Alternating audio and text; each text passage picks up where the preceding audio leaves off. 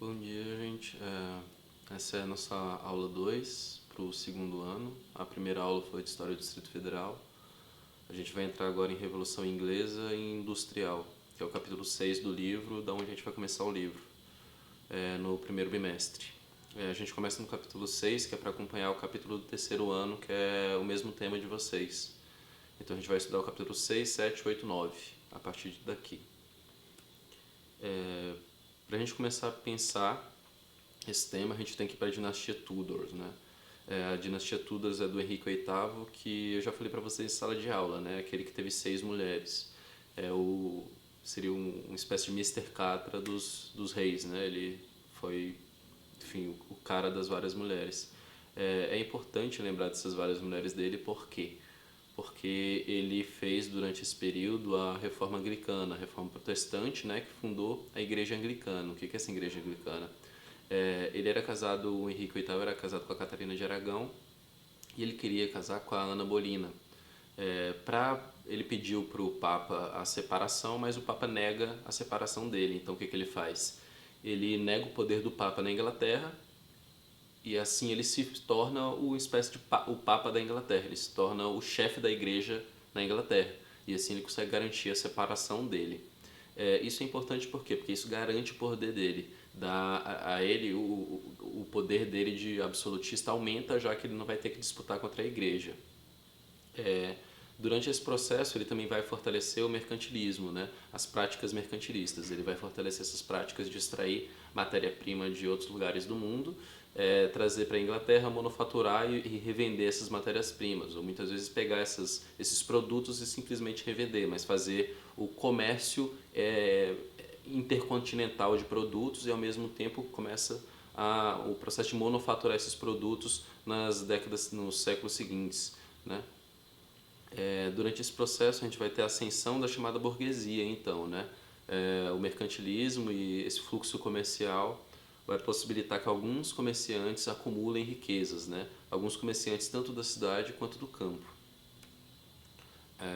Para pensar o campo, a gente tem que pensar essas duas classes sociais, o gentry e o yeoman. Eu botei duas imagens, né? A da esquerda, o gentry, que está ligado a essa burguesia da cidade, ou seja, muitas vezes está ligado mais à nobreza, mais a quem está na cidade acumulando dinheiro e lidando com o poder real. O yeoman já é o pequeno proprietário, ou seja, é aquela pessoa que é pobre, mas está acumulando riqueza. Então são duas classes sociais dentro do campo e que é importante a gente lembrar, pensar isso, porque vai influenciar em movimentos de revolta que vão vir lá na frente, que daqui a pouco eu vou chegar lá. Que são os leverers e os diggers e outros movimentos do campo e do campo que vão chegar à cidade a partir do processo de urbanização. Durante esse processo a gente também tem o processo de cercamento, né, que é a delimitação de domínio, né, a ideia de propriedade privada se firmando, né, é você cercar uma área e falar essa área é minha. Esse processo começa durante esse período da humanidade. Até então você não tem cercamento, você tem o domínio de uma área, você tem uma área que você está usando. A partir daqui você começa a ter uma certa uma propriedade privada demarcada, mais consolidada. A ideia de utopia do Thomas More é importante para a gente pensar isso também. Por quê? Porque o livro do Thomas More, a qual ele vai apresentar essa ilha na América Latina, né, um inglês, né, que ele vai descrever essa ilha, né, imaginária dele, a partir dos relatos que ele está ouvindo no porto. E essa ilha de utopia, essa pequena ilha das Américas, ela tem um sistema democrático. As pessoas, todos os cidadãos participam das decisões da ilha. A gente pensar isso no século XVI, um século de absolutismo, é algo muito à frente do seu tempo. Uma das questões que ele narra também nessa ilha é que a ilha não tem propriedade privada, ou seja, as casas elas não têm tranca na porta, por exemplo. Por quê? Porque as casas são propriedades coletivas, são casas que são de toda a sociedade. Então você não tem a necessidade de trancar. As pessoas podem ir e vir entre as casas que elas estão ocupando ou morando no momento, já que elas não pertencem a ninguém de fato. E isso para a época é algo muito à frente do seu tempo, é algo muito surreal, é um sonho mesmo, é uma utopia, né? Por isso a palavra ganhou essa dimensão de sonho, né? De algo otimista, de algo de alguma maneira um futuro, né? Não alcançável de alguma maneira. e que vai ser revisitado por Marx e Engels, né, pelos pensadores do século XIX, que é algo que a gente estuda no terceiro ano. Esses pensadores vão pegar esse livro do Thomas More, Utopia, e esse contexto de ideias para repensar a realidade do século XIX, industrializada já, e para pensar a ideia de conflito de classes e o pensamento político do século XIX como um todo. Durante a dinastia Stuart, a gente vai começar a intensificação do conflito entre absolutismo e parlamento. A gente vai ter esse poder do rei de um lado e do outro lado o parlamento, que seriam representantes do povo. Não necessariamente do povo como um todo, mas especificamente da burguesia, da cidade, do campo, das pessoas com dinheiro que estão sendo representadas ali. Muitos também vão falar pela base da população, dos trabalhadores também, mas a representação ainda é limitada durante esse período. O Jaime I, né, que é o rei do período, né, ele vai impor a teoria do direito divino dos reis. O que essa teoria fala? Ela fala que o rei ele é um escolhido de Deus e, como escolhido de Deus, ele tem, portanto, o direito de governar as pessoas. Basicamente isso. É uma maneira de você justificar, ele impor o poder dele. Uma justificativa divina para a imposição do poder do rei. Ele também tenta, junto disso, exigir que todo mundo siga o anglicanismo. Por quê? Porque se todo mundo seguir a religião do rei, a qual o próprio rei é o Papa, né, já que o Henrique VIII fez a reforma anglicana e a partir desse momento a igreja na Inglaterra é governada pelo rei, então o próprio Jaime I iria governar também a igreja. Então ele iria dominar duas das grandes instituições de poder do período, a igreja e o Estado. O seu sucessor, né, Carlos I, pega esse processo de conflito, né, entre o poder do rei e o parlamento, e aí Carlos I tem que assinar a petição de direitos. Essa petição de direitos começa a retirar um pouco do poder do rei, começa a enfraquecer o poder do rei. E aí a gente tem que pensar, nesse momento, a divisão de classes. Tá? A gente vai ter, de um lado, pessoas que vão apoiar o rei, que vão ser quem? O clero, a igreja, que está junto com o rei, já que o rei é o dono da igreja nesse momento, já que ele manda na igreja, e a burguesia ligada ao clero, ligada ao rei, essa burguesia urbana que está ligada ao rei acumulando riqueza. Do outro lado, a gente vai ter quem está apoiando o parlamento. Quem apoia o parlamento? A burguesia mercantil e da manufatura, as pessoas que estão na cidade, mas que não estão ligadas ao rei, que não estão ligadas aos benefícios de estar ligado ao absolutismo, à família real e ao sistema como um todo de apoio do rei. E junto disso, os pequenos proprietários do campo que estão em ascensão. Então você tem uma divisão de classes entre as pessoas mais ricas, ligadas ao rei, e pessoas que estão ascendendo à riqueza, ligadas ao parlamento. Esse conflito entre parlamento e absolutismo, ele vai se intensificando. Aí você tem no início a Guerra Civil Inglesa. Carlos I invade o parlamento, mas os parlamentares fogem antes dele invadir o parlamento e formam um exército. Então você tem agora o poder absolutismo e o parlamento e um conflito real, um conflito formado por exércitos que vai se iniciar. Com o início desse conflito, a gente vai ter algumas figuras que vão se destacando. Primeiro é o Oliver Cromwell. Esse comandante, o comandante vai substituir a ideia do nascimento pela de merecimento para você poder subir na hierarquia militar. Ou seja, você vai assim acabar com os benefícios, por exemplo, das pessoas ricas que estão ligadas ao absolutismo, ao rei, ou as pessoas com poder, elas vão parar de ter benefícios dentro da carreira militar. Isso vai fazer com que dentro do sistema militar e durante a guerra, algumas pessoas que antes não tinham privilégio militar consigam ascender. Você vai dar um pouco mais de equidade dentro do processo da cadeia militar. Junto disso, a gente tem a chamada Revolução Puritana. O Cromwell ele vai declarar desnecessária, né, a monarquia, abolir a Câmara dos Lordes, e aí a gente tem essa cena que é clássica durante o processo, que é de Carlos I sendo decapitado. Né? Tem essa imagem aí que eu botei para vocês, essa representação, que ela costuma estar em muitos livros didáticos, e aí a gente tem à direita, né, a figura do rei decapitado, né? A gente pensar isso no século XVI, durante a Revolução Inglesa, é o grande lance da Revolução, né? Você pensar que os reis que estavam no domínio durante muito tempo, a partir de agora, esses reis podem ser decapitados, eles podem parar de ser reis. A gente pode fazer outra coisa. Então esse processo revolucionário durante a Guerra Civil Inglesa é o grande ponto, assim, né?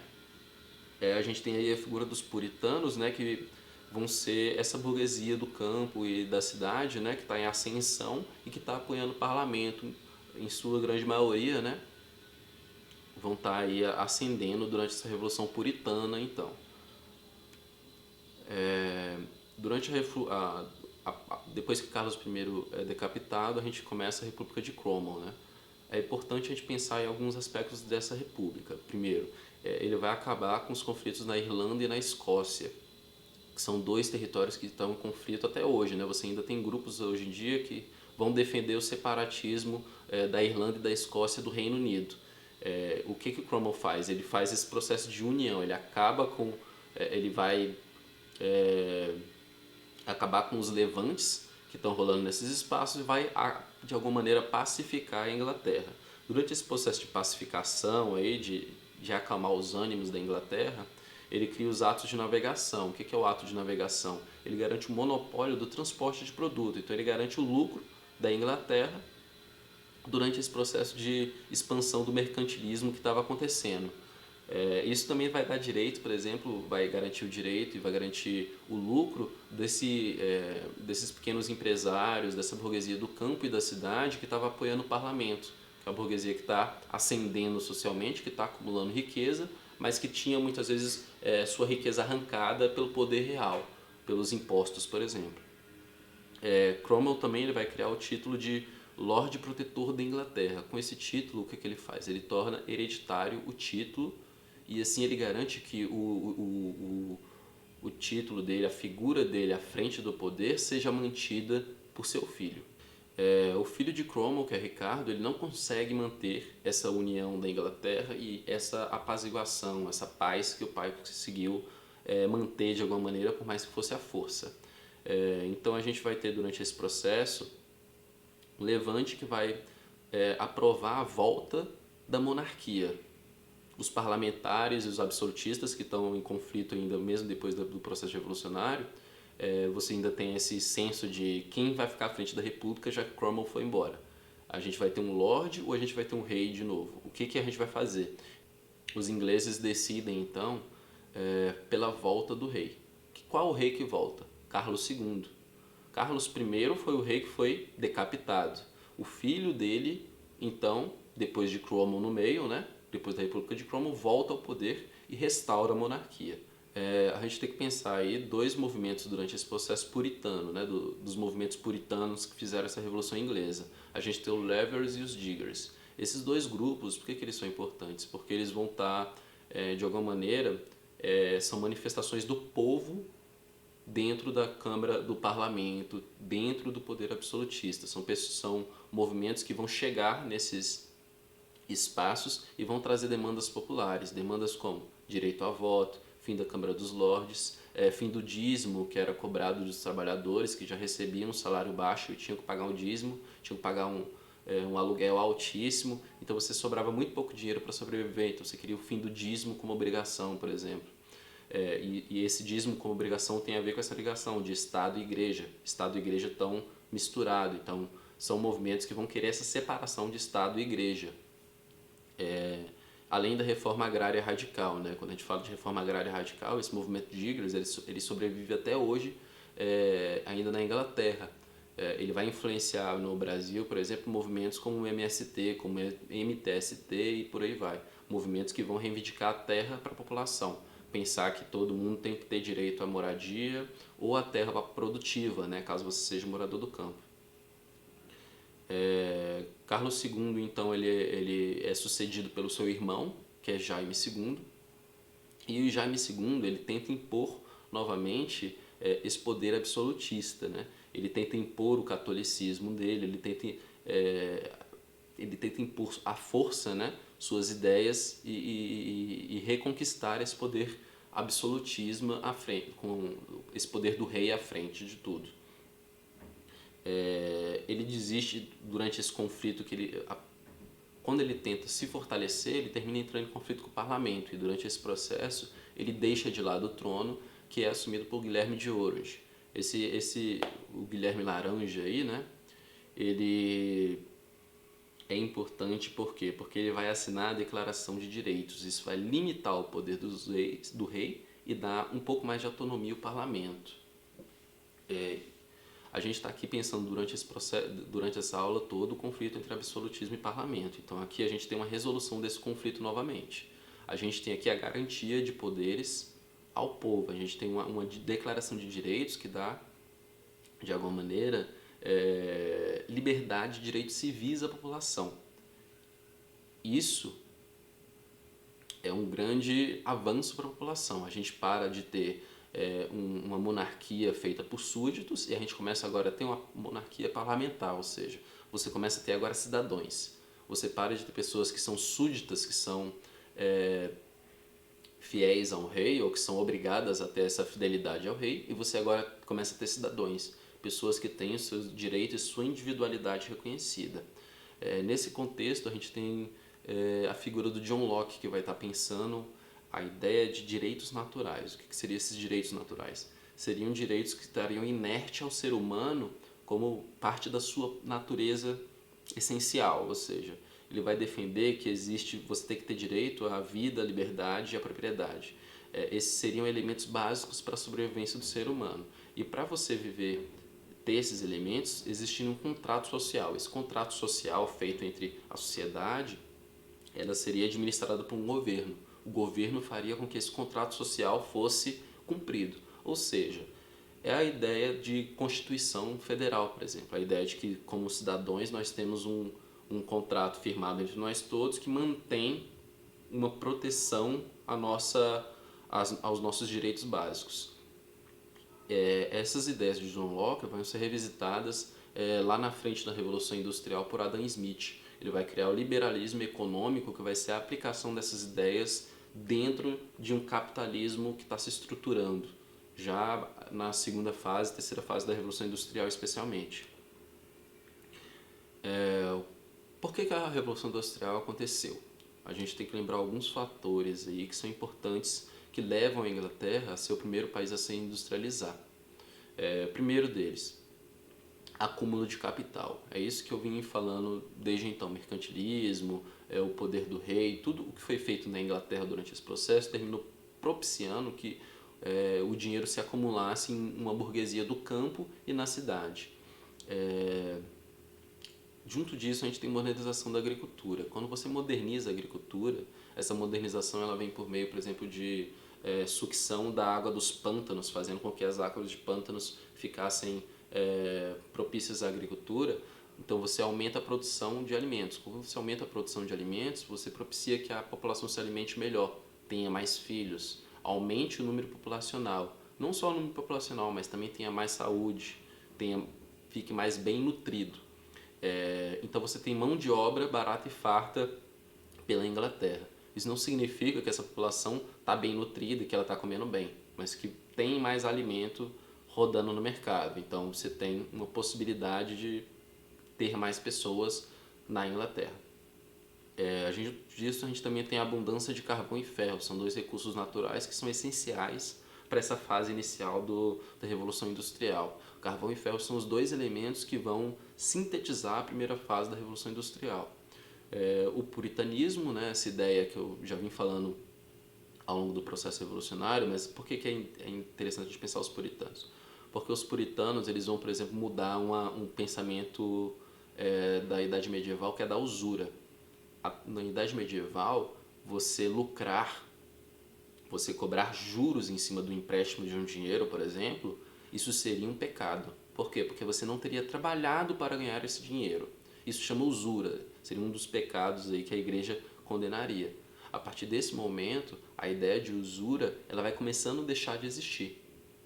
A ideia do lucro a partir de um dinheiro que você emprestou, ela vai começar a se tornar algo um pouco mais normal. Tanto que você vai ter fortalecimento do sistema bancário durante o processo da Revolução Industrial. Junto disso também a Revolução Gloriosa, né? Que é aquilo que a gente falou do Jaime, da Declaração de Direitos ali, né?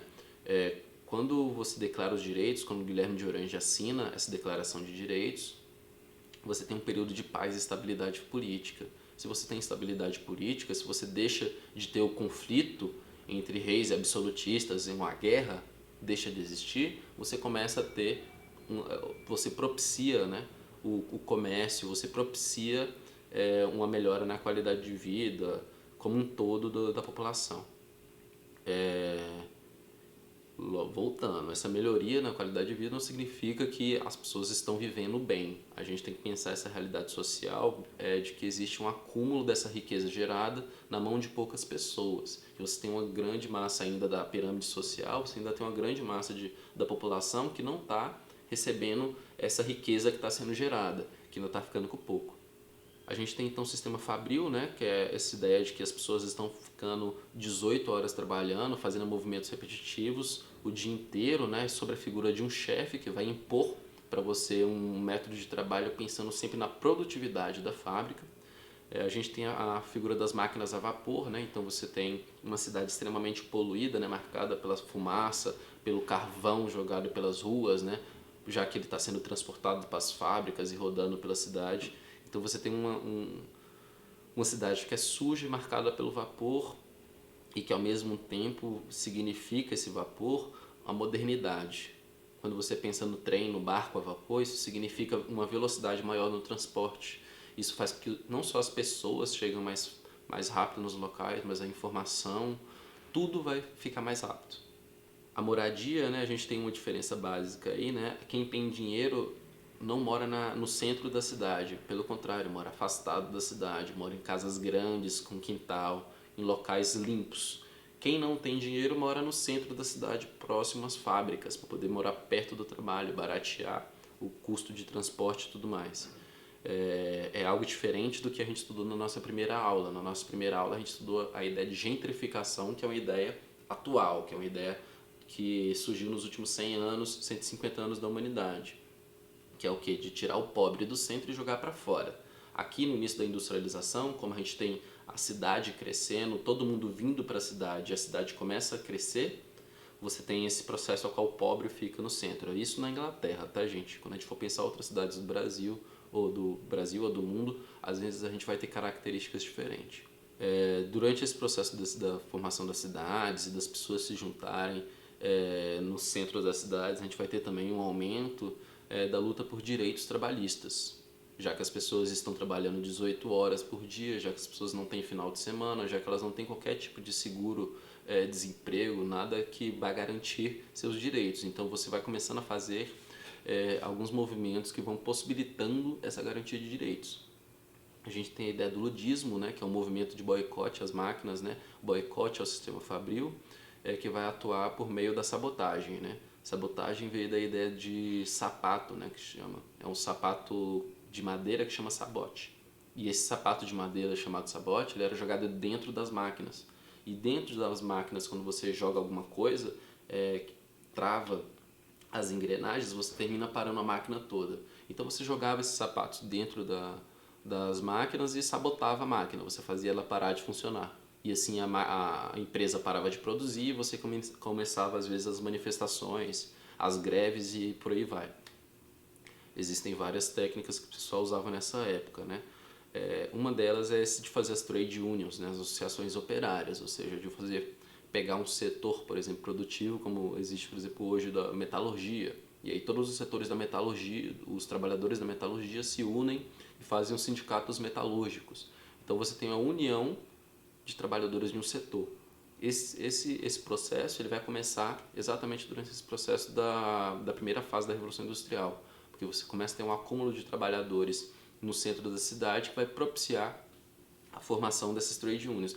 Esses trade unions eles também garantem, gente, alguns direitos trabalhistas. Por exemplo, você consegue fazer nas trade unions uma cota associativa com você guarda dinheiro para todos os trabalhadores. E aí, caso um trabalhador, por exemplo, tenha um acidente de trabalho, você pegava dinheiro dessa cota feita dentro do trade union e dava para esse trabalhador para ajudar ele com custos. Era uma maneira de você ajudar sua própria classe de trabalhadores, por exemplo. Em 1819 a gente tem o massacre de Peterloo, né? Uma série de trabalhadores os operários vão à rua, né? E 11 deles são mortos com conflito com o governo. Esse conflito de Peterloo, esse massacre, ele vai gerar uma série de movimentos nos anos seguintes, de revoltas nos anos seguintes, que vão levar à Carta do Povo em 1838. Essa Carta do Povo vai exigir o quê? Voto secreto, fim do voto censitário, né? E pagamento dos salários aos deputados. Esse pagamento dos salários é o que, gente? A gente tem que pensar que assim, os trabalhadores, os trade unions estão fortalecendo os trabalhadores. E a gente tem alguns desses trabalhadores que vão conseguir chegar ao parlamento. Só que como uma pessoa que trabalha 18 horas por dia, como alguém que trabalha 18 horas por dia, vai conseguir participar do parlamento. Então você pagar o salário para alguém que foi eleito como parlamentar, garantiria que esse parlamentar pudesse atuar dentro do parlamento. E não só as pessoas que têm dinheiro para poder atuar de graça. Então era uma maneira de você garantir que os trabalhadores pudessem estar e fazer parte desse processo. Aí por último eu botei para vocês as 4 fases da Revolução Industrial. Na realidade são pelo menos 3. Essa quarta fase ela é uma teoria que ainda não é meio discutível, mas qual é a ideia? Vocês vão estudar isso no 3º ano, deixei mais para vocês se localizarem. A gente começou a estudar aqui a primeira fase da Revolução Industrial, a fase do ferro e do carvão. A segunda fase já vai ser a da eletricidade e petróleo. E a terceira, a da internet da época digital. Eu vou deixar esses resumos aí para vocês darem uma olhada e fazer essa diferenciação, mas só para vocês terem uma visão geral. A quarta fase é uma teoria do Claus, né, que ele vai falar da fábrica inteligente, que seria a união tanto dessa parte da primeira e segunda fase da Revolução Industrial, que é da mecânica, quanto da terceira fase da digital, você unir essas duas e a partir de então você ter fábricas totalmente digitalizadas, né? Algo que está começando a acontecer, por exemplo, com os carros, né? Hoje em dia você tem fábricas de carro que são totalmente computadorizadas, então o carro é totalmente montado por computadores. São máquinas que estão ao mesmo tempo com um sistema digital, mas também um sistema físico de montagem. Seguindo aí, são 4 questões de atividades, né, para guiar o estudo dessa segunda aula. Então vocês vão responder isso aí na atividade que eu vou postar na plataforma. Em seguida, referências e sugestões. Eu botei alguns livros aí para vocês, botei uma ópera do período e filmes e músicas. Todas estão relacionadas com essa temática que a gente estudou nesse capítulo. Eu aconselho vocês a tentarem ver, tem a série que chama The Tudors. Eu não lembro qual a idade da série, assim, mas acredito que seja para 16 anos, 14, que é a idade de vocês. Então tentem dar uma olhada nessa série The Tudors. Ele vai contar a trajetória do Henrique VIII e da Reforma Protestante. E tem figuras como Thomas More, que escreveu Utopia, o livro que eu citei, e várias outras figuras do período que é legal de ver. Tem também o filme da Elizabeth, acho que está até na Netflix, que vale a pena ver também, dentre outras referências aí, então deem uma procurada. Por enquanto é isso, gente. Anotem as dúvidas e vão me mandando. Em breve eu posto a atividade, a unidade didática e, enfim, continuo com as aulas. Próxima aula, capítulo 7. É isso. Até a próxima.